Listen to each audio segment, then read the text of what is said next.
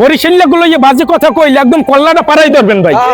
বরিশাল গুলো যদি একটু পরিমাণ কোন জায়গায় কথা শুনি যে বরিশালেরা খাতার কাটি, কল্লাটা পাড়াই ধরবেন, একটা সেকেন্ডও মানে ছাড় দেবেন না। বরিশাল কি জিনিস, বরিশালে যারা খাতার কাটি কও আবার বরিশালের মানুষ আনস্মার্ট। তোরা একটাবার ভাই, তোরা একটাবার বরিশাল যে নতুন টার্মিনালটা উঠাইছে এইটাই আই একটু দেখ, এই টার্মিনালটা বিক্রি করলে তো ওই বাসের 100 কাউন্টার কেনা যাইবে, এতটা ভিআইপি টার্মিনাল। আর তোরা লঞ্চ গেট মানে লঞ্চ গেট আইছে যে লঞ্চ উঠবি কি, তোরা তো টার্মিনালে বসে ছবি তুলতে তোর 2 ঘন্টা বাজাই দিবি।